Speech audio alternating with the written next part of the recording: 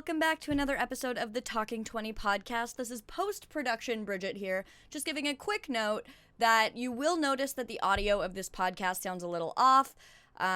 We just want to make a note that this is not an accurate representation of the actual podcast. We usually have very high quality recordings, but for this one, we decided to record it in a very open room with only one mic for both of us, which is pretty much podcast recording 101 and 102. Don't do that. So anyway, the audio sounds a little off, but we're proud of the content, so we decided to still put it out. But definitely, if this is your first time listening to the podcast, this is not an accurate representation of how the podcast normally sounds. You can go and test that out for yourself by listening to one of our previous episodes in very high quality. So yeah, just wanted to make a quick note before we dive into it, and now let's get into the episode. You're listening to the Talking 20 podcast. This podcast is for you if you're in your 20s and you're thinking, what the hell am I doing? We've all been there, and we want to talk about it. We're your hosts, Bridget O'Rourke and Mary Margaret Courtney, and we sit down with fellow millennials to chat about their journey and hear what they've learned along the way. Let's get started. All right, welcome back to another episode of the Talking 20 podcast. I'm your new solo host, Bridget. As you guys know, Mary did turn 30, so naturally she's been shafted from the podcast. Not allowed to be here anymore. She's not allowed to be here anymore. No, I'm just kidding. Mary's still here. She's 30, but she's still here. Now, this episode, as a lot of you know, we were training for a 15K Tough Mudder for 6 months, and we just completed it yesterday. It was a lot of fun. We're going to talk about it, but as we were training, I noticed that there weren't a lot of podcasts on what a Tough Mudder is, how to train for a Tough Mudder. There weren't a lot of podcasts to kind of make me feel more comfortable or make Mary feel more comfortable. So hopefully as we go through this one, we'll kind of have some tips and tricks. And if you're going through the Tough Mudder process and training process, you'll like this episode, and we'll be down to earth and fun and lighthearted. Which is also very much like a millennial way to try and like exercise and train. Is to listen to podcasts. Yeah. Yes. That's not what I was going to say, but yes. But yes. Yeah. No. Yes. To listen to podcasts and like to learn that way. But a Tough Mudder itself is just like this whole other world of exercise, community, teamwork, competition, like all these things that brought me back to like feeling like a kid again and playing. And like I said to you when I was getting really nervous on Friday, I was like, I'm just pretending like I'm a kid. I was excited to go to the park and go on the monkey bars and get my clothes muddy. And for 4 hours. Not even going to think about the fact that I'll probably splash in some puddles and it'll take 4 hours. Bridget originally thought this was going to take how long? 6 to 8 hours was my original guesstimate. Which, for anyone who doesn't know, like, I could see why you thought that. And to be honest, if I didn't have the experience of watching Bartender Matt... Yes. Bartender Matt. Yeah, Bartender Matt. I forgot his name. Bartender Matt. He hasn't made us a drink in a long time. Yeah, what the hell? He's also been shafted. Yeah. Him training for his marathon is the only reason why I triggered, like, that's not possible. Because he ran a full marathon, which is 42.2 kilometers. Woof, baby! In just over 4 hours. So there was no way that 15K was going to take us. Are you okay? It's not comfortable. We're uncomfortable. I've got a tree, and, I wanted to give the Tough Mudder vibe. That time we were carrying logs yesterday and made a little log microphone stand, but it's blocking my knee. Anyway. Your poor knee. My poor knee, which we'll talk about. But yeah, so I knew when you said 8 hours, I was like, that's just no way that 15 kilometers would take that long. But did I have any idea how long it was going to take? No. So. Well, Mary's original guess was what? 2 hours? Yes, and? Well, like, 15 kilometers, first of all, is going to take you an hour and a half. Probably, at our pace. To run. Straight, yes. And then if we had 32 obstacles in there, math has not been Mary's strong suit. But we did it in under 3 hours. We did. I'll give it to you. Yeah. I'll hand this one over. Shitting all over me, and we did it.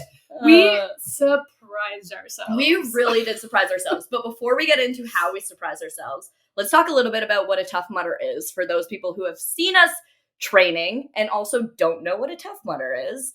So we also didn't really know what a Tough Mudder was yesterday before we got into it. We had an idea, but essentially it's like an obstacle course full of like 35 obstacles or something like that that are like team building obstacles or test your fitness level, but you're also trudging through mud pretty much the entire time.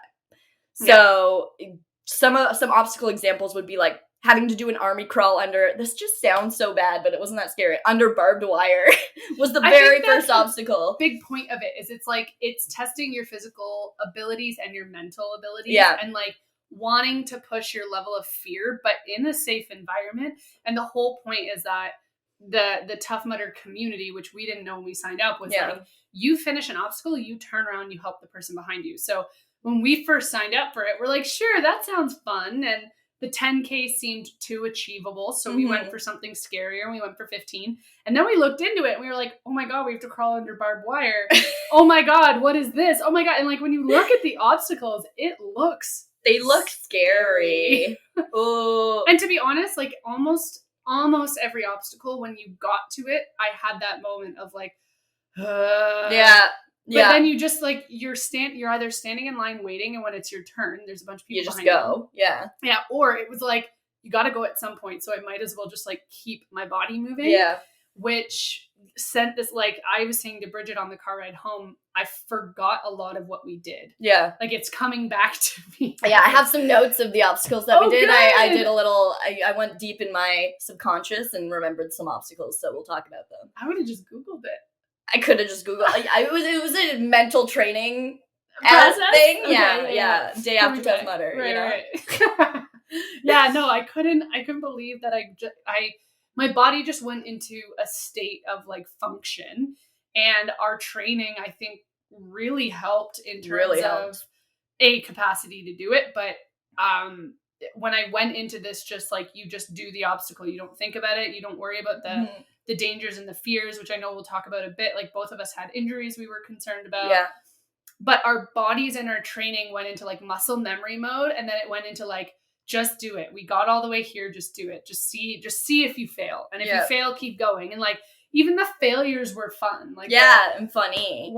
Hilarious. And like, we were making jokes the whole time and just laughing, saying how much fun we were having. And I remember moments of stress and like pain. Yeah. Where it was hard, but like 99% of it feeling ready to go. Yeah. And then finishing it and being like, what the fuck? Like my body just did that. Yeah, and we were ready. Like when we were done it, we were like, I could do another 5K. Yeah. We didn't think, going into this, we had both only run 10K. We never ran 15K. Yeah. We pretty much ran the whole way, except for a few little spots where we were like, okay, let's take a little walk, maybe for like 5 minutes or something. But then we look at each other and we go, joggy jog?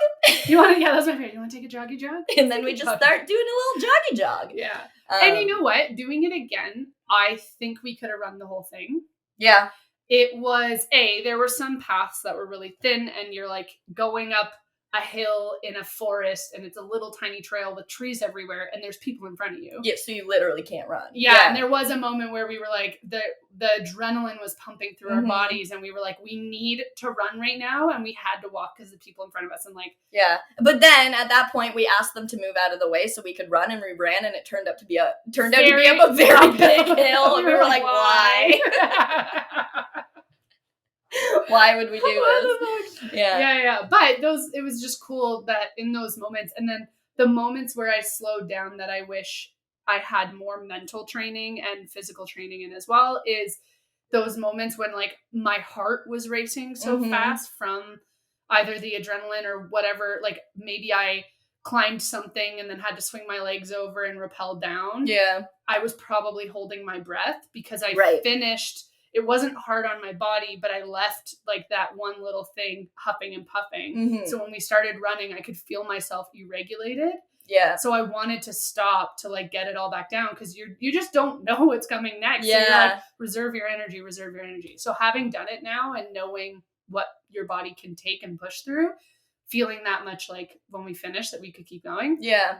I think we could have run the whole thing. Yeah. For sure. And I think next year we'll probably try to run the whole thing. Yeah. So some of the obstacles that were, so like I said earlier, for starters, you had to, like, the very first obstacle was crawl through a patch of mud on your hands and knees underneath barbed wire. And then you had to run and like jump over, like almost like balance beam height beams and like kind of crawl over those. So that was the first. So you're muddy from the start. Right. Yep. You start off muddy. And then there were a couple other like climbing over ones. There was one where you had to, do you want to talk about the propelling one? With the rope? Yeah. Yeah. Yeah. With the girl had the gloves? Yeah, with the girl, the scaredy pants girl, yeah. The scaredy pants, yeah. Yeah, so there was one where like it was a really steep drop off of the side of like a hill. I wouldn't call it a cliff. Mm-hmm. And Yeah, but that's a fair. decent size hill that you don't want to fall down. Which just had rope going down, not attached to anything at the end. The only thing at the end of it is another person climbing down. Yeah. So you just have to kind of turn around, grab it, and go down. Mm-hmm. And there's rocks and twigs and mud. There's so much mud. There was so much mud. At a certain point, Mary looked at somebody. She's like, this is just annoying. Yeah, there was one point we were crawling through. He had taken off his shoes. I don't know why he still had his socks on. Yeah, why is he getting stuck with his socks? And I was like, you can't stop moving. Like, even if you're in deep, deep mud, you need to keep trying to get your leg out, or else you just sink lower down, which is just more weight trying to get up. So I kept saying to the people beside me, I was like, just don't stop moving, just don't stop moving, which was probably more for myself for them. But yeah, the one guy was stuck, and he was like, it's my sock. And I was like, dude, take your sock off. We have so much mud left over. We have a visitor. Oh, the cat just came in. Yeah, and so that obstacle, like after you repelled? Oh, I said propel. I even put propel here. Propel is upwards. Propeller. Okay, so when I said propel, just erase that from your memories, it's repel. After you rappel down, then you have to go through like this. It was probably a kilometer long of like knee deep mud. Sinking sand mud. Yeah. Mud, wet mud. Yeah, like along the waterfront, which was beautiful. Yeah, it was at Christie Lake Conservation Area in Dundas, Ontario. So we did the Toronto Tough Mudder. Yeah. So anybody listening to this, if you did the Toronto Tough Mudder, you can kind of picture where we were. But yeah. That was rough. And it's, again, you're just halfway through at that point. So you're like, this is taking up so much energy. Mm-hmm. It's not necessarily hard. It's just annoying. Like, you got to stop and tie your shoes tighter so that they don't get stuck. There were people falling everywhere, which way. Yeah. All the bits and bobs were out. Mm-hmm. Which was kind of funny. Like, I remember at that moment, because then once you go down that rappelling thing, there's like probably half a kilometer of just mud around a bend near the water. And then you went into like this thick layer of mud that brought you back up the hill. Yeah. Which I'm assuming is just, which kind of looked like the apocalypse or something. Like everybody trying to get out of it. They're like, run! Like some people were falling behind and we'd be like, just leave them, just go! Yeah, it looked like we were running from something. Yeah. And it was just like people dying on the side. So yeah, there were people like off to the side trying to like get their shoe. There was people just like stuck in the thick of it. Other people trying to get them out with sticks. Some people dressed up in costumes. So now they're just like muddy and disheveled. And they're like weird ass costumes all messed up. That's a good way. I will say that one we did kind of just like get up to the top and we were like, you're all good? Okay, bye. Bye. Yeah, we didn't do our due diligence on that one. But there were a lot that we did our due diligence on where we would turn around and help other people. So some of the other ones were, there was this one I thought was really dangerous, and I didn't even tell my mom about it on the phone because I was like, this is going to give you nightmares. There's one where it has like gates. It's like a puddle of water or like a little, I don't know, man-made water hole full of water. And then there are gates probably 7 inches from your face, above your face. So you lie on your back in this water and you have to go under the gates and pull yourself through the water with the gates, but keep your head above water underneath the gates. Did that make sense at all? I think so. I mean, we could also share some. Yeah, we'll share some of the videos. You know why I don't think it's dangerous? Why? I bet you any money, if you just stood up, the gate would come off and you're in like hip height water. Yeah, that's so likely if someone was panicking, A, you could just lift the gate and lift them up easily. You wouldn't have to hold their body weight. And B, if someone was like, I can't do this, you'd be like, just stand up. Yeah. I bet you any money. Okay, yeah, that's probably what it is. We jumped in and at no point was I ever in like deep water. Yeah. I could always stand. Yeah. Every that's thing of water I did, right? And I think the reason they tell people if you can't swim, don't do any of the water challenges is because you panic. And when you panic, that's when you drown. Yes. So for that one, I also had a moment of panic, but I did some like a little bit of research and my brother helped me with breathing stuff. So I just remembered that the whole time. And then what got hard was as you get to the end, because like any body of water, you're pushing water past you. So as you get closer to the shore, that water's coming back into your face. Yeah. So when you get a good flow and start moving, you're hustling through, but then you get near the end and the water splashes over your face, and it does like, you're like, I have nowhere to go and I'm suffocating. There's like a moment of that. So I just stopped and I was like, you're fine. I tried to close my eyes. I was like, no, keep your eyes open. Closing my eyes felt worse.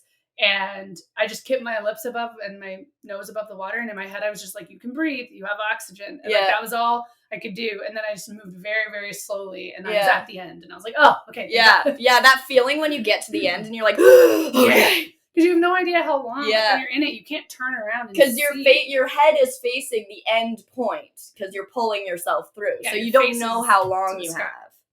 Yeah. I think we described that pretty well. Yeah, if not, Google it. we'll share something. Yeah. There are also like big puddles of water, again, man-made holes of water, but in it they had dug deeper holes, so you're walking through this puddle of water and you'll like fall into a hole. Yeah, you didn't know if you were gonna hit a sinkhole. It was like a little landmine. That was one of them. There was one, the thick mud we talked about.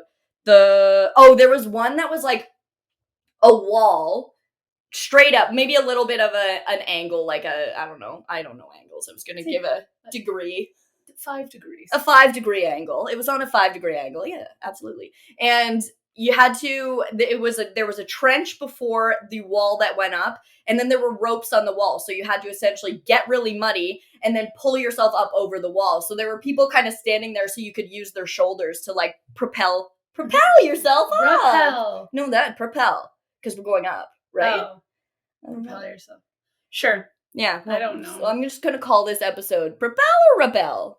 Repelling. I'm dyslexic. This will never get sorted in my mind. All right. Well, either way, you had to go upwards and then go over you're still full of mud, go over the top of the thing and climb back down. So that was a cool one. That one's cool. It had like a long rope for anyone who just wanted to like pull themselves up. And then they had 4 other ropes. And the intention is you have to stop and help each other get up. You couldn't, there's no way. Like you'd have to be, I don't know, like 6 feet or taller to just like run and jump that and try and catch it. It would be really hard to do.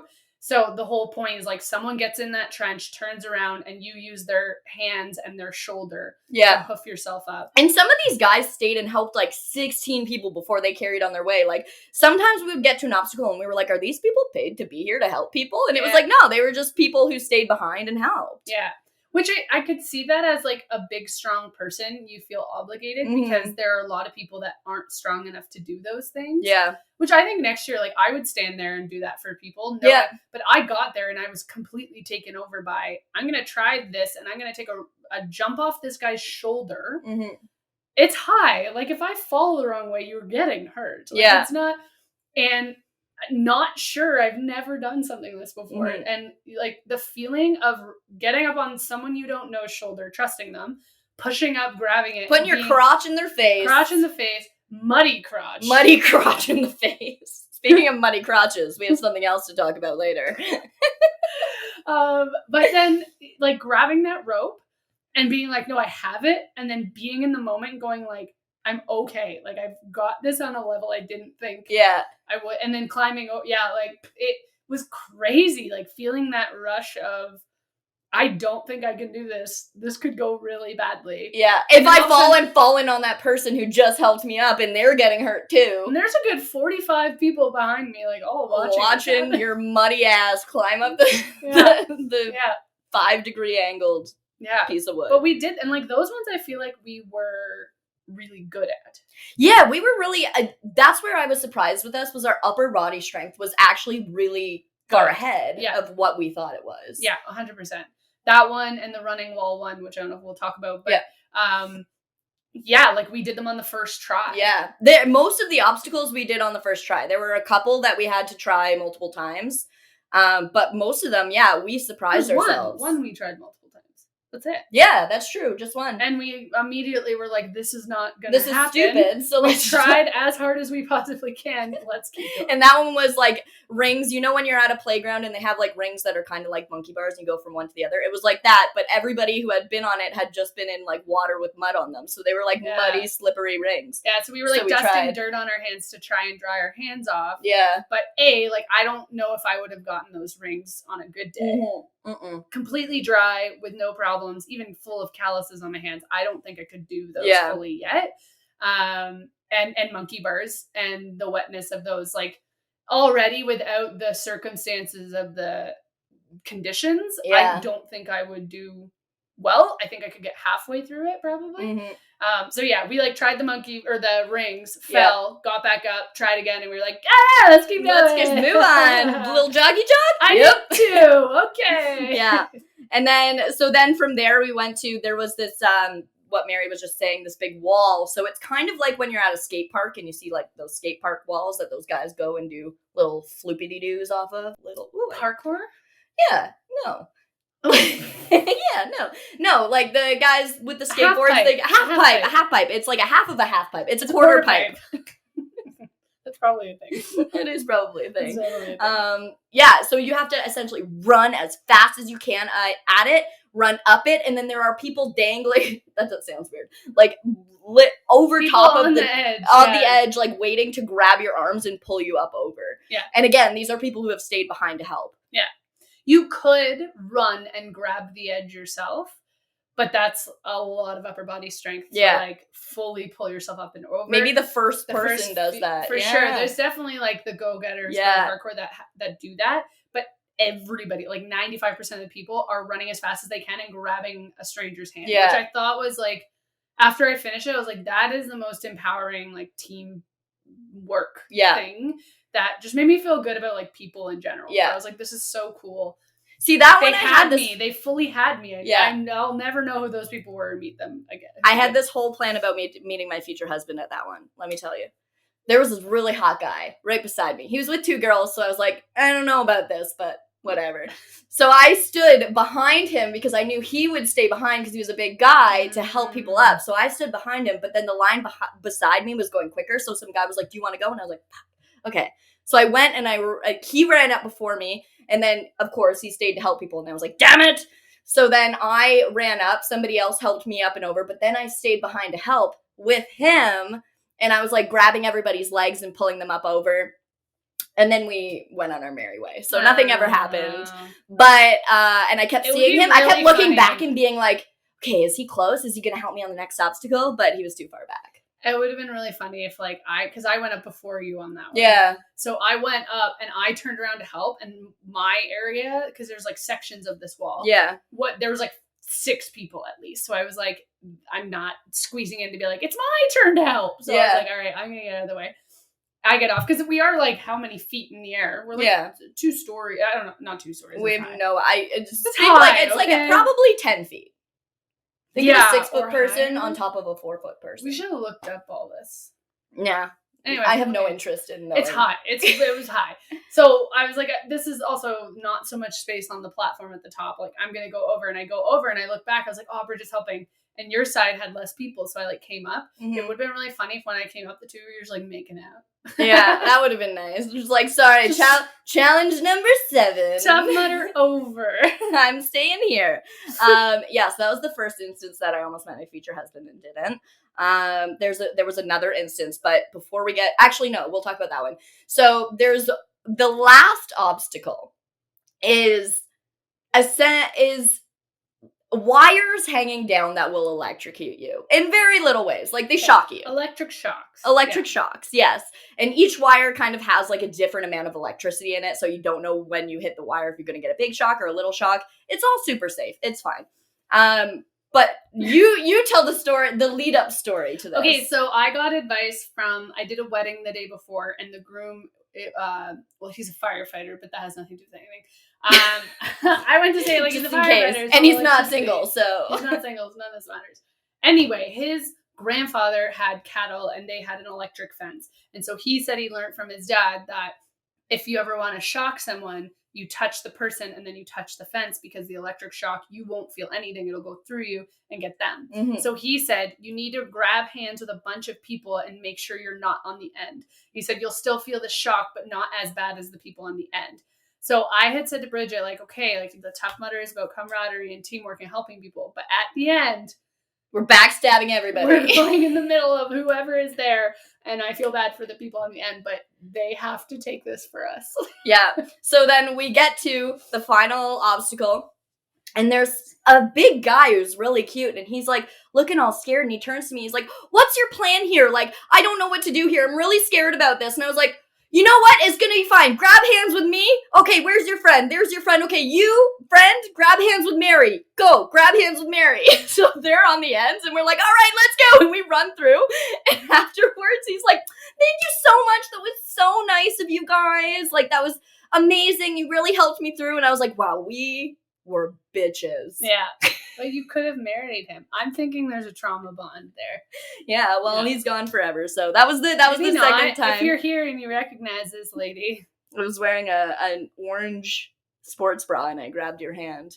Yeah. Sorry, I threw you on the bus. That was bus. funny because we grabbed their hands and they were like, when are we going? Are we counting? And we were like, no, now. Like, we're done. My beer is on the other side. Yeah, we gotta go. So that was the very last one. I got like 2 shocks. Mary said she got 2 shocks. Yeah. So. Well, I know. I definitely got several shocks. Oh, yeah. I only got 2 big ones that like, I felt it in my body, but it was my arm. I remember feeling my arms like, I don't even know how to explain it. I don't think I got one that big. Oh, there were 2 huge zaps that like I felt my biceps just go like, ooh. Yeah, and they were painful. And like, she came out as the Hulk on the other side. Yeah, it looked amazing for 7 seconds. Boof, pump up. Yeah. Yeah. Oh yeah, it was hard. Like if I had to do it again, I'd be scared. Where all the other ones, I'd be like, I don't think I got shocked very much because that one I was like, oh, that's fine. Yeah, no. I must not have got shocked too much. Yeah. And then, okay, so my personal favorite obstacle, and we'll get Mary's after, was there's this one. This is going to be really hard to explain. I'll share a video of it on our social media when I post this. It's essentially these big block rectangles that turn clockwise or counterclockwise, turn one of the ways, and you kind of have to grab onto it, and people on the other side are pulling it to turn it for you. So you ride it over top and then drop in water. And then you have to do it again. So you then turn around and help pull the rectangular thing so the other people fall over it. And then you go to do the next one. This is a very difficult one to describe. No, you did a good job. Yeah. I mean, but I was there, so I get it. But yeah, it's basically, it's in water and it's turning. And so if it's turning counterclockwise and you're on, let's say, one side of it, you're grabbing as people are pulling you over. Yes. And then once you're pulled over, you have to turn around and pull everyone else over. So, but this is also over a pit of water and mud, so you're muddy water and mud, and it was at the end, so you're tired, and there was 2 of them. Yeah, so you had to do it twice. So that was a really fun one to do. I really liked that one. It was, I don't know if I have any tips for it. It was really just grab on, hold on for your life. That one's more fun. Yeah. I don't think, like, really, like, upper body strength and arms. The thing is with legs is, like, anyone can work their legs. You can walk, you can run, you can squat, you can do weights, but they're the biggest muscle in our body. So if anyone's looking at doing a Tough Mudder and needs advice, obviously you need to exercise and and get functional movement. But if you can focus on core and upper body strength, and running. You'll get ahead. But legs, like, whenever anything else is failing you, like, your legs will keep going. There wasn't really any leg work besides running. Yeah, it depends on what muscles you use to do stuff. Yeah, that's true. Like, I kept reminding myself to use my core to avoid overworking my legs. Right. Okay. So, yeah. And, like, that was something from someone that's doing a triathlon. Like, they said when they swim, they don't use their legs because they need it for biking and running. So they're actually just swimming with their arms, and it's just upper body. So I just kept thinking that when I was doing certain activities and I could have used my legs to, like, pull me. I was like, no, use your arms. And then I would use my legs when my arms were getting tired. But as long as your core is engaged, it just takes away that pressure from everything. So even that one where For you're sure. rolling over, Yeah. you could just go limp and get over as long as you're holding a good As grip. long as you're holding it. Yeah, But- grip strength is also something that's pretty important. Like, Yeah. Mary and I didn't get very far in the grip strength challenge. And to backtrack a little bit, the way that Mary and I prepared was we did, Tough Mudder has a 5 weeks to Tough Mudder training program that they give you like a PDF essentially that tells you what to do every single day. And we did that, but during it, Mary had a concussion, so she missed the first 2 weeks of it. Mhm. I got strep throat on the last Week the and a half. the third week into it, so like the last functional week essentially, and we still excelled at Tough Mudder. So yeah, definitely recommend that for training. But I don't remember where I was going with that. What was my point ahead of time? I think we were just talking about like working all those Yeah, different yeah, muscle yeah. groups and stuff like that. It's definitely functional movement. Like training for a Tough Mudder could be underwhelming and really approachable because it's not about getting crazy strong arms or crazy strong legs. It's about being able to move your entire body And use different muscles like at when the you're same crawling time. under a barbed wire, anyone could really do that with a gun to their head. Yeah. You can crawl under, I mean, unless you have a major injury, but if you know how to, if you've worked the muscles to get low and be on your hands and knees and use your lats and your core, bring your leg forward and do that like crunching movement, the way like a lot of yoga people, that's like a movement in yoga where you bring your leg up and you bring knee to elbow. Yeah. That is building the core strength to make crawling under a barbed wire easier. Yeah. So it's just like all those functional movements that will help make those activities almost not even hard. Right. Which I found the barbed wire. I was like, I saw some people kind of just pulling their legs behind, which would have been more comfortable for my knees. But I was like, no. Be strategic. Use the muscles. Don't get hurt. And so I did it as if it was a core exercise. And it was just all my knees and my elbows. Yeah. Army crawl. Army crawl. I remember where I was going with it. Grip strength. Great. So, backtracking a little bit. Grip strength was a big part of this module that we were training on, and Mary and I both felt extremely behind on grip strength because it's a lot of dead hangs, which is personal hell. You literally just grab a bar, just a towel, and hang, or the bar, Did bar. You do the towel? There's towel hangs as well. I liked that one better. Oh! Yesterday when we were talking, I was talking about towel. I could dead hang all day. Oh, I can. Okay, towel hangs. I thought I liked 10 it's seconds. more grip. No, maybe I don't know. Maybe I'm too low. Like. I'm just as low as you are, so maybe we're just different. We're very different. Towel hangs, I was like practice and towel hangs. So yeah, literally I put a towel over my pull-up bar. You could put a towel, like when I was at the cottage, we put it over a beam. Yeah. Like, whatever. But it's literally, I found it slippery. I didn't find you grab either end of the towel that's hanging over a beam and use that to hold yourself and just hang. And you're supposed to do it for like 30 seconds, and then the next week is like 40, and then 75. 60, 75. I never got past, I'd say the longest I probably towel hanged was 20 seconds, and then I had to stop, and then I tried to go again, but like the second time my hands were just so sore. Yeah. I needed more time with that. I wish I knew about towel hangs back in January. I would have just started doing them like once a week. That probably would have got me to a better place to put them into the ritual during that 5-week training. But yeah, with my possible concussion, that's the crazy thing about concussions I learned is like, unless I got an MRI, like it's never going to actually be. But if you have the symptoms. But they treat it as if it is so that you don't obviously hurt yourself more. So the advice was like, absolutely don't do that because it's related into the neck and it's considered a neck injury.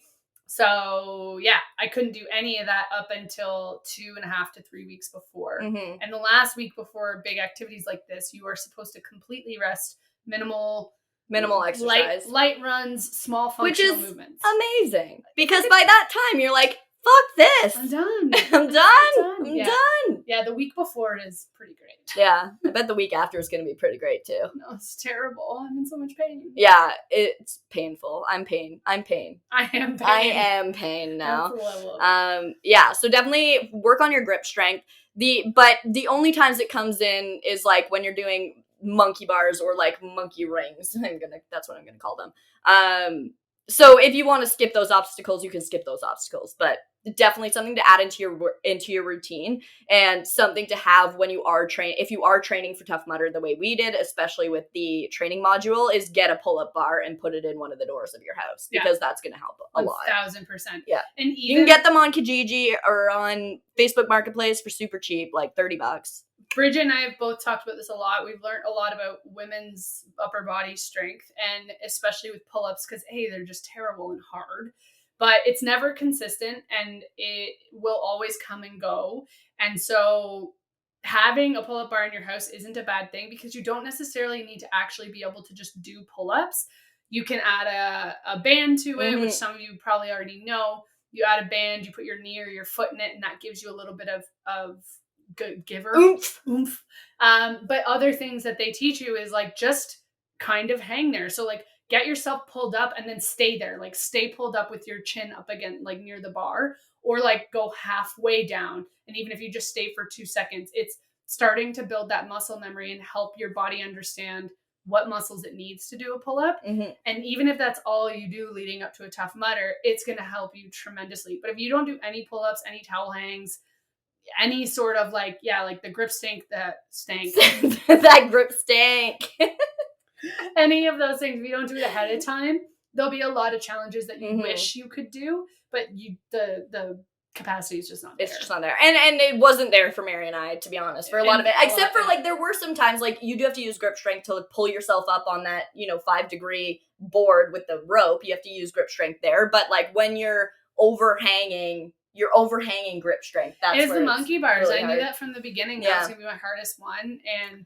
a little bit of a disappointment. Like the one we thought, you know what? Like we knew we were near the end, so that gives your mind a bit more to like just push it. And the people before us kind of, let's just say, they cheated. They sucked. They cheated. Yeah. They decided to like turn backwards and swing their legs up on the bars and crawl across the monkey bars, bringing each leg into each bar. About 3 people in, a guy came over and was like, guys, you can't do that. You have to just use your hands. And some people were rattled by that because they were like, what the hell? Can't tell, whatever. Yeah. But the problem was, and Bridget and I were the people who had to deal with the issue, your legs are soaked and full of mud. So these monkey bars are on an incline and they go to 2 spinning bars. So you have to get across probably 12 to 15 monkey bars that are going in an incline quite high up above water. Yeah. And then you have to swing to a wheel. That wheel's going to spin you in a circle. And when you get to the right angle, you grab the next wheel, which will spin you around, and then you land to the end. So it's already like super challenging to achieve with soaking wet monkey bars and mud. Yeah. Like it wasn't only just wet, it was slippery and gooey from all. And we were really excited about it. Yeah. I think we were like, no, you know what? Like, you had done a few upper body things that I was like, Bridget could probably get this whole thing. Yeah. Like there was the one where the beam, I don't know, that but box thing. Yeah. Oh yeah. We'll talk about it. Yeah. But there's a few things that like, I was like, and I did probably half, or I struggled and got over, where I watched you just kind of power through. So in my head, I was like, okay, I'm going to go for this. I think I can get it. Just fucking try. But I was like, Bridget's going to get across this. Wow. That was my state of mind. We'll never know. But yeah, so we literally, like, you got probably 4 or 5 in, and then you fell, but then it was slipped, and then I got 2 in, and it was mental at that point. Like, I probably could have tried for a few more, but I was like, fuck this, I'm moving on. You're like, I want to fall with dignity. So I did a little swing. And she looked me dead in the eyes and just did like a little woof. I threw myself into the water, and I enjoyed we were boiling hot in the sun. I enjoyed the splash. Yeah. And we moved on. Yeah. Now, Mary, were there any times that you surprised yourself throughout this experience? Running up that wall and grabbing their hand. I watched so many people of all shapes and sizes and strength. There was no rationale for who could get up that. I just didn't think I would make it up the first time. I did not think I would make it up there at all. You're like, I'm going to get a burn falling back down that wall. Yes. Gonna be hurt. That one for sure, I surprised myself. Where else did I feel that? I don't know. I don't know. The cold water, but I feel like we just got the good. We got lucky with ice plunge. Yeah, the second last one is an ice plunge, and usually it's like full of fresh ice. But I think we got some people's nice body sweat in there before they put on the ice. Had melted a little, and it was like right before they probably really put nice, actually. 12 more bags in or something. Yeah, because there was no it was cold. It was cold. Like, it wasn't comfortable. I didn't want to stay in there. It was nice after, but I will say I didn't realize because they give you some direction in most of this, but you're usually just watching people and going, oh, that's what I have to do. Yeah. Like there was a lot of those tunnels that there's like these pipe tunnels you go through. You don't really know if it's going up or down until you're there and having to figure out. On your stomach, army crawling through it, or your back. And everyone's sitting there like, what's the game plan? Should we go on our stomach? Should we go on our back? To go sideways? And everyone's trying all which ways. So you just don't know what you're supposed to do. So with the ice one, I realized after, I think you were supposed to go under the tire. Yeah, you were. I realized that when I was halfway under the tire. I was like, this is too easy. Yeah, I just went sideways. And then as we got out, I was like, why were those tires there? Yeah. And then I didn't think about it until yesterday. And we were way done. I don't know when, but I was like, oh, fuck. I think we were supposed to plunge under. Yeah. Which would have just felt really nice. Yeah, it would have been good. Yeah. The ice, the way the obstacles were lined up was really nice. Like, it was a lot of, a mud one, but then a water one that kind of washed you off. Yeah, and then you'd, run for a kilometer, and there would be bathrooms and water or bananas or whatever part way through. Or Gatorade at some points, but not sweet Gatorade. It was I don't know, it felt like electrolyte-y. It was good. Electrolyte-y or watered down for cost purposes. It's fair. To be honest. Yeah. I just thought it was watered down Gatorade. But you're right, it may have just been a powder. Yeah. All right. Let's move on to some tips and tricks for these foods. Some tips that we've kind of figured out throughout this in case you are going into Tough Mudder and you need to know some tips. We're going to tell you them. So the attire, let's talk about that because there are a few things that we kind of went through that it was trial and error. Mary had not tready shoes. I went and bought $85 shoes with treads. How did you feel with the shoes that you were wearing, Mary? My legs would have been less tired if I had traction. Yeah. Would you spend $85 to have that traction? Yes, and the intention was too. I got too busy. I think the hard part is you train and you get really used to your shoe. And you're not going to go out and buy brand new nice shoes. Say, the shoes I trained in were $200 shoes I bought almost 2 years ago now. I have orthotics, so I had the orthotics in there. I didn't think that part through. About a month ago, or 2 months ago, I should have bought a new shoe and trained without the orthotic. Yeah. Because I got to Friday night and I was like, what am I wearing? I had planned what I was wearing 4 weeks prior, and Mary's the morning of, she's like, I don't know what outfit to wear. I'm like, I went out and bought a new outfit. In fairness, I had bought new shorts from Winners back in June, and the thought was, if I like these, I'll wear them. And I had a nice color. They were Talking 20 color. I thought you would be so proud of me. I was I'm 90% sure if I get these wet, they're see-through. Oh, no. And I realized it a week ago. And I was like, Kate. And then I just got too busy. Life, it's been very hard to balance the training with work. No, I'm just sharing. This is what I said. Yeah. No. I mentally planned when I bought a pair of good work shoes and talked to the guy at the running room about what I should wear for the Tough Mudder. And I picked out the shoes I was going to buy for the Tough Mudder. Because the big thing is going through the mud and the water and how much damage it does to your shoe. Mm-hmm. They're kind of rendered done or really overused at that point. So you bought nice new ones that are kind of meant for all this. They're probably salvageable and you could take them on hikes and trail runs. And I'll use them for next time. Yeah. Right. Mine were not meant to be used on trail and B, all red. If you brought them into a running expert, they'd be do not run in these shoes. They have nothing left on them. So for sure, 1000%, if I rewinded time with a new pair of shoes with traction, I think I would have seen a different result in my ability to run faster or whatever other traction based things. But I will say running in a shoe that I was comfortable with. Yeah. And practicing running up to the 10K, you get used to some foot pain and a toe hurting or whatever. So none of that was new, and I could get past all that. There's so much anxiety and stress about going into it and knowing if you're even going to achieve it. I don't need to worry about the shoe. My shoes. So yes, I do think it could have been better, but I'm happy that I went with the thing I'm most comfortable with. And I just had to keep pushing. Right. That was rather than, but yes, I would have gone and bought the $85. Long story short. Yeah. Short. But that's the thing is like, you just don't know these things. And if you talk to like hardcore fitness people or runners or help, like a physio will tell you a whole other story because they want to keep your body healthy. And for some people, it's like, I'm not buying $200 shoes every time I do one of these. Yeah. If we could, we all would, but that's not the case. So for sure. And they sell shoes there. They do sell shoes there. They're a bit expensive. But I looked at it and I was like, I don't want to risk this not feeling good on my foot. Yeah. But I have weird foot pains and like back issues. So that was just something I was like, that's not worth a risk. Yeah. And not worth the money to be halfway through this and be in like agonizing pain for new shoes. Yeah. Not worth it. But it might be worth like, if you wanted to know, going on their website to look at what those shoes You can buy them ahead of time. Yeah. Yeah. Or even get a brand similar like you did. I think a bit closer so you can. Hi. We're filming on multiple cameras and Mary has to get in a bit closer so she can be seen. Hi.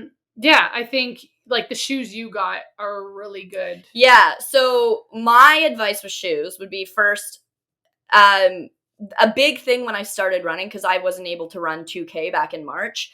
I was running in old shoes, and then I went to a store that specializes in running shoes, and they looked at my feet, they looked at the way I walked, they recommended shoes, I got them, and that night I was able to run 2K no problem. So like, invest in good running shoes for training up to Tough Mudder, but then I ended up spending it was $85 at Decathlon in Canada, if you're in Canada, a pair of trail shoes, and I got those about 2 weeks before the Tough Mudder, and I started training in them then. And yeah, it felt different. Yeah, I took a bit of a hit with my distance that I was able to run because obviously I didn't pay a lot of money for them. They don't have good insoles. They don't fit to my feet as well. But the day of, they just, like, I had my traction. I felt comfortable. It was a great choice. So I would highly recommend. And then you can also and if you're doing the Tough Mudder, wash your shoes at the outdoor showers afterwards because they have high pressure water. Plastic baggies. And bring plastic baggies. Oh, we have so many tips. Bring plastic baggies because everything is muddy and wet. And even though they have like the high power thing, like I pulled my bag out and I was like, this is like a day at the beach in here. Yeah. Like, so much day at the sand. 9 days at the beach. Sand and dirt. Yeah, I felt like that when I was like washing my butt out when I was in the shower. This is like a day at the beach. Anyway, it's true. It's true. So definitely that's for shoes. Attire, rest of attire. So I was just wearing like a sports bra and spandex, which I found great. The sports bra and the spandex were both almost like bathing suit material. They were spandexy material. Like they weren't cotton. They were slippery material. So they dried fast. They didn't really dry fast, but like they didn't weigh down when I got water in them. So I would recommend that. Mary was wearing a baggy shirt and lost it after the first obstacle. She was like, this isn't staying on. Yeah. So I, not having picked out my clothes and like full intentions of like training in some of the attire to like test out which shirt I wanted to wear. I had a shirt that I knew dried really quickly and that was important. And so I was like, okay, that's what I'm going to go with. But because it was too big, we did the army crawl and my shirt was first dangling obstacle in the mud where I think if I didn't have the shirt on, I don't even think my stomach would have gotten muddy because I just stayed. It's the first one. We have all this power and like adrenaline. I don't think my stomach got muddy. No, you had way less dirt and I came out covered because my shirt was just like dragging in it. So we went to do the next thing and I was like, fuck this. Took it off and threw it. Yeah, I was like carrying 10 pounds of dirt. I looked away. I looked at her. She had a shirt on. I looked away. I looked back and it was gone. And not even in her hand. She was like, yeah, no, I ditched it. But I did wear that shirt with intention that if I had to get rid of it, I could. Yes. So that's another thing. Okay, so one is I started off in a sports bra. I felt funny in a sports bra because you look around, nobody's in a sports bra, okay? But I had this feeling. I was like, everybody here, or a lot of the people here, are going to lose their shirts. If they didn't think about the way the shirts fit, if they didn't think about all that stuff, the shirts are going to come off. 2 kilometers in, done. There were so many people in sports bras. So if you go there in a sports bra and you feel funny, just know everybody's going to be looking like you at the end. Yeah. Or wear it to start and then lose it. Like even if the weather... but just know that you're going to be like you're not going to carry it around with you the whole time. Yeah. Like if the weather hadn't been as nice, we wouldn't have stood at the start line for 15 minutes in our sports bras. You would have been cold. Oh, yeah. Right? Yeah. So, like, in any case, I would say bring a layer. And like I said to you, because we said this at the beginning before we left yesterday, you're comfortable. You normally work out in a sports bra and like spandex shorts. Yeah. I usually work out in like spandex shorts or short shorts with a baggier shirt on. Right. And so I was like, I'm going to start this way knowing I have the option to remove it. Right. I started with like, they were a bit shorter shorts and they were baggier. And before I left the house, I was like, I'm switching to the spandex. I don't care how I look or how comfortable I am in them. I just knew that the spandex for like my legs flipping and flying, and because you're helping each other, people are like grabbing you.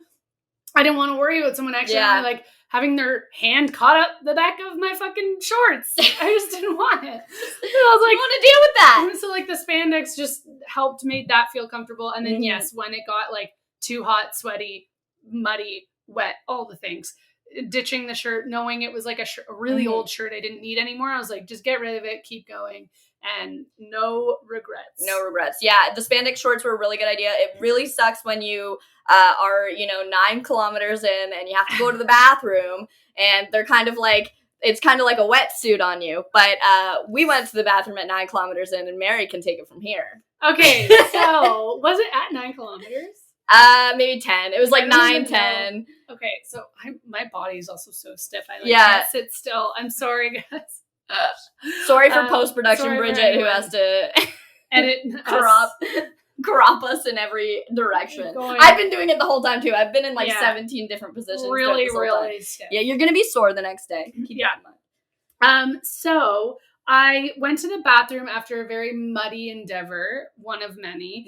And I don't even know which one it was at this point. And there was just mud in every crevice and every place. And the underwear I had on was getting increasingly uncomfortable. But because you're in spandex, just like a bathing suit, like when you wear a bathing suit, you get wet, you're okay. But the thought of having to go to the bathroom is terrible because putting back on the wet clothes. You can't get it back into this place that it was in before. Yeah, so that was what was happening with me. And my underwear was not cooperating. And so we went to go to the bathroom and I just realized it was just collecting dirt everywhere. Even in like the side string area, it was a thong because that's spandex. That's what you do. For anyone who doesn't know, girls usually wear a thong. People will be seeing your butt and your underwear outlines. So definitely wear a thong. So I just decided, I was like, fuck this. And so I just ripped each side and I ditched my underwear because I felt like it was just collecting mud rather than protecting my goods. And that is why you should be wearing rippable underwear at Tough Mudder. Or it's just another challenge. Figure it out. Yeah. I know. When I went to the bathroom there, I was like, this is a lot of mud everywhere, but I'm just gonna deal with that later. Like all underwear has seams, and if you just pull some thread on a seam. Mary says that she's done this frequently. Not frequently. Every time Mary works an event, she pulls her underwear off halfway through. I've just had times, especially, I don't know why, I would be out drinking and like whatever, I'm wearing like a cute dress and the underwear is getting annoying, or I had tights on and the underwear is getting annoying, and I'm like, well, I'm wearing tights and underwear. I don't know why my mom, it's like 20s Mary. 20s Mary always ripped her underwear off. But it literally was just, I don't know why. I said it thinking that people would be like, yeah, I've done that before. And so far, everyone's like, you're weird. She comes out of the porta potty. Okay, first of all, both of us went to the porta potty in wet spandex in record time. We get in, we pull our stuff off, we pull it back on, we get out. And so this is like the equivalent, it was like 3 minutes. Mary goes in, she comes out, and I was like, man, that was so hard to get all the bits and bobs back into place and everything. Mary was like, oh, I ripped my underwear off. Yeah. I was like, what? She's like, oh yeah, it's in the porta. She threw it in the porta potty thing. So anybody who goes in is just seeing some ripped underwear in the dirty ass porta potty. Yeah, it just needed to happen. And yeah. I'm sorry. Need to happen. Someone out there also does it, I guess. Maybe. I'm sure. Maybe this is going to blow up. I'm going to make this a clip from on our social media. They'll be like, absolutely wear rippable underwear. Okay, other tips and tricks. Things to pack. Definitely pack a towel and maybe a washcloth because they have outdoor showers. You shower, boys, girls, everybody showers together. So you don't really take off your stuff, or bring a bathing suit if you want to have like a full shower. And then you kind of go into a tent that's designated for different genders, and you get ready. So because afterwards there's like music, there's a DJ, there's a beer tent, there's food trucks, and some different vendors. So it's kind of like a little party. So you kind of want to get ready, especially if you're single and you want to go meet some boys. Definitely bring some stuff, but a cute outfit, but also know that everybody there, like half the people don't shower. So you don't have to shower if you don't want to. Some people will just go straight for beer. Some people will go and shower. So yeah, towel, plastic bag to put your stuff in, a washcloth. What else did we pack, Mary? Well, I think we should talk about the EpiPen situation. Oh yeah, let's talk about the EpiPen situation. Wow, that was high pitch. Yeah, only dogs could hear that. Yeah, so if you are allergic to anything, this is something that I learned. I'm allergic to bees. I haven't been stung in a very, very long time. Last time I got stung, I didn't have a reaction because I was having allergy shots and stuff. So I'm like kind of allergic to bees. I still work as if I'm allergic to bees. But I had an EpiPen, and I'd been meaning to email them weeks up to the event to be like, what do I do with my EpiPen throughout the time? And I didn't. But I figured that the day I got there, I would go to the medic tent and I would be like, here's my EpiPen. I'm allergic to bees.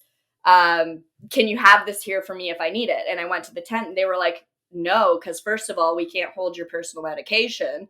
And second of all, if you're on the other side of the lake, it still takes us a while to get to you. So the best course of action is for you to bring it with you. So they said you could go. I didn't have a fanny pack at this point because I figured they would just take it and they would just have it. Which happens, like, for anyone who's going, that's weird. That's the thing. There are places and events and stuff that happen where you bring your stuff to the medic tent with your name. I figured it was like elementary school where the office just has your EpiPen ready for you. Yeah, no, I've heard of it before. Like, it wasn't weird. So I didn't have a fanny pack or anything, so they were like, you either take the risk or you carry it and you drop it at either end of the obstacle and do the obstacle and go back. And I was like, well, I'm not going to do that. I haven't been stung in how many years? Mary's peeing. I'm just gonna do a little monologue right now. Mary's leaving. So I hadn't been stung in so many years, so I was like, you know what? I'm just gonna not bring it. I'm just gonna take the risk. I'm gonna not bring it.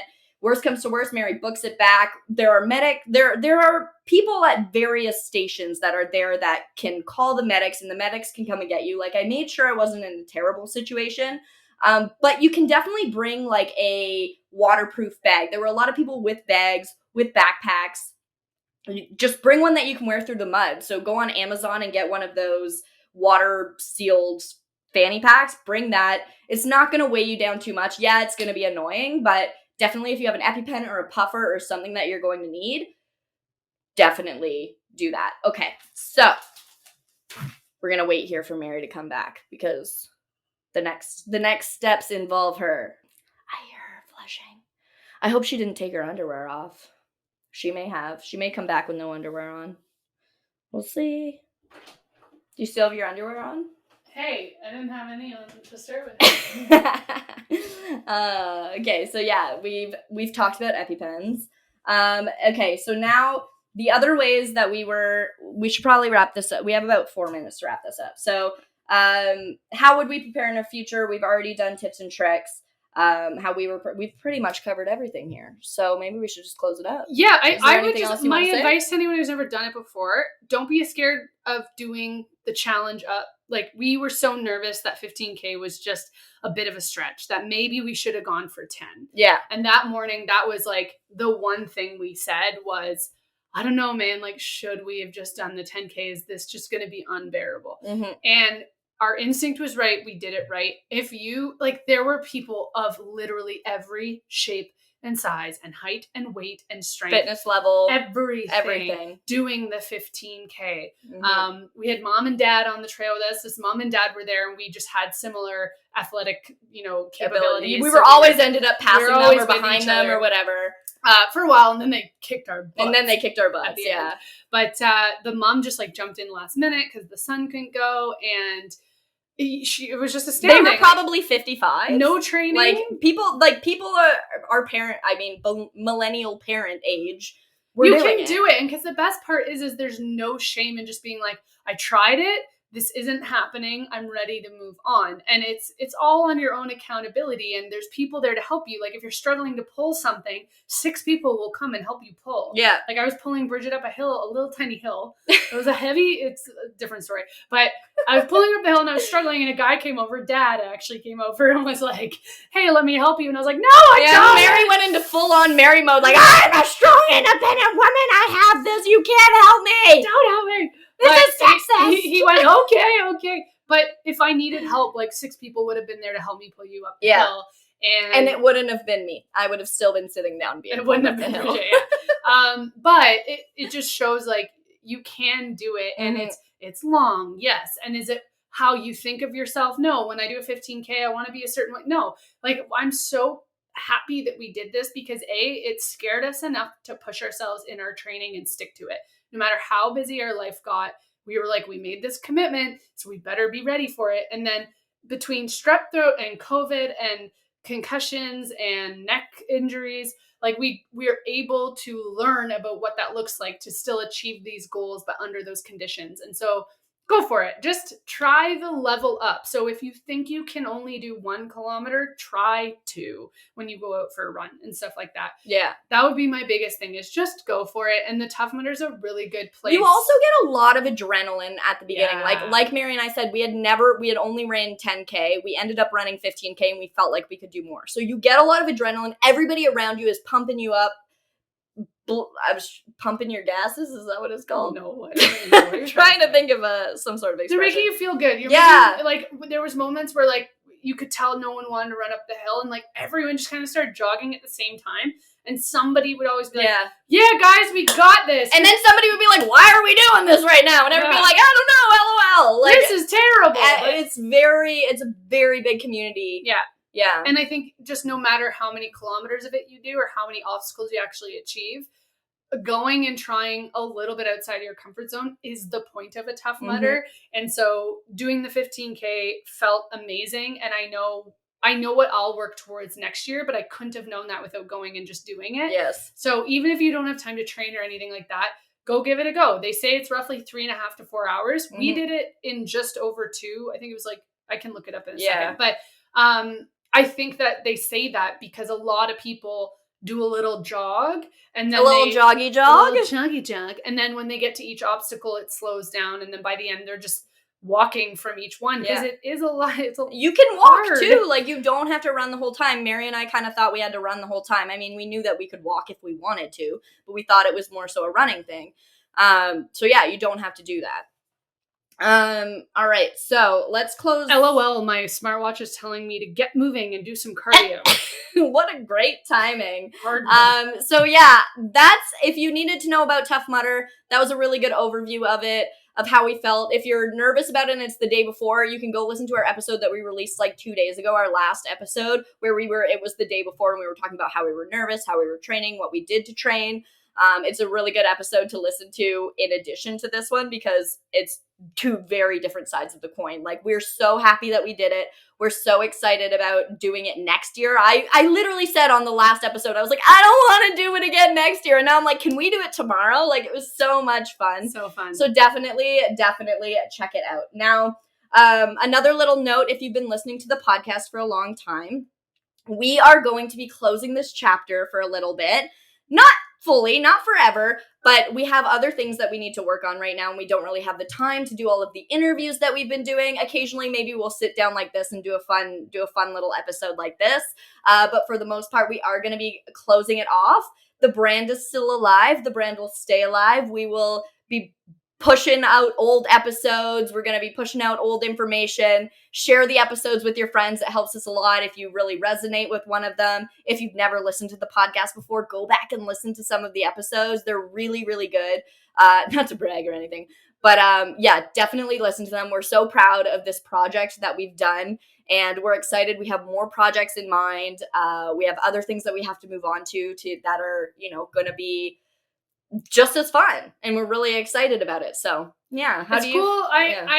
I'm excited to keep creating in the space that we are currently inspired by. Yeah, we were really inspired by Talking 20. We started it during lockdown pandemic vibes. I was fresh bang new to the podcast world. Fresh bang new, she was. Put it in quotes. Put it on a shirt. Oh, that's gonna be a Fresh meme. Marriott Tough Mudder. Hey guys, I'm fresh bang new here. Tough Mudder, more like a day at the spa. After the first obstacle, Mary and I were like, we're exfoliating right now because we're covered in mud and we're running beside some people and we're just being stupid, Mary and I. This isn't even hard. We're just like Tough Mudder, more like a day at the spa. Which what I think I say? We did not make friends. Tough foliation. Tough foliation, yeah. I was like, that's it. That's so fun. Yeah, anyway. That's why I don't think those people liked us very much. Yeah, they were looking at us. We were like jogging along, doing a little joggy jog, and what a day at the spa. No, yes, I feel very good about it. Book a spa day for the day after your Tough Mudder. That is expert advice. But yes, this whole podcast has been a crazy learning experience. It's a world of marketing and companies that, like 2 years ago, I literally knew nothing about. And it is really important and relevant now. It's literally been a career change for you. Doing the Tough Mudder, we just wouldn't have done it. Like, I don't think wouldn't have done it. Yeah. None of this would have happened. The way that we were inspired to do Tough Mudder was one of our episodes with Spencer Barlow, who was an F45 coach of mine. We came on an episode. He's a big fitness trainer, and he essentially challenged us to do Tough Mudder. And we were like, okay. And we talked to so many cool people, especially at a time where we had not a lot of communication and connection with people. For me, it did a lot.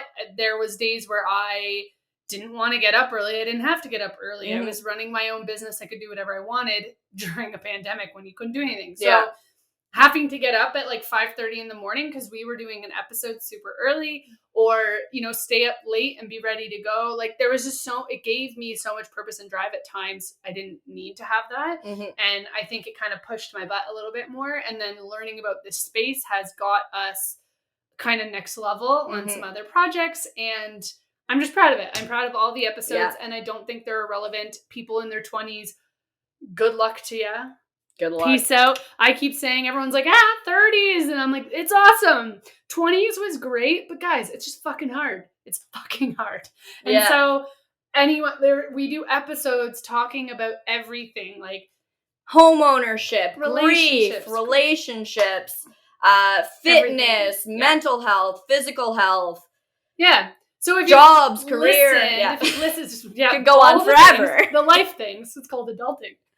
All of the adulting things. But if you know anyone that are in their 20s or going in their 20s, originally we were want to reflect on their 20s is also we've realized. But originally we were going to interview people in their 20s, and we realized that most of the people that had profound things to say had gone through it, and they were talking about what that decade meant to them. So I do think people in their 20s could benefit from hearing some of these stories and just understanding what some of the outcomes can be when you come out of college, university, or working, or high school. It's an abyss. There's no safety nets. It's a lot harder. You can go any direction. Yeah, and there's no structure of I go into the next grade. All I have to do is pass, really, and go into the next grade. And the nuances of life become big things that you have to deal with. So go back and listen to the episodes. They will be there. They will not disappear. The brand is still going to exist. Yeah, that's the beauty of podcasting, is the episodes are there forever. So we're going to, we're going to be pushing them out. We'll create little fun videos. We'll create content and stuff like that. But for the most part, we're just putting that on the shelf for now. Maybe we'll come back to it for talking 30s. Who knows? Yes. And part of this Tough Mudder thing was we told ourselves that we would do this after we did the Tough Mudder. So it's like a bittersweet that everything is done, but at the same time, we said we'll wrap up Talking 20 for now after the Tough Mudder. So day after, here we are wrapping it up. This is champagne. This is not this coffee. Is a mimosa the whole time. Yeah. Cheers, Mare. Proud of us. Woo! Anyway, follow us on social media. Follow at Talking 20 Podcast. Follow the podcast on your favorite podcast streaming platform. It's on all of them. And keep up with our shenanigans whenever you can follow Collective Creations events. We're doing a lot of social media content there. And stay tuned because we have some fun projects coming up. So. And join us next year on our Tough Mudder. Oh yeah! Maybe we'll do another episode then. Bye for now.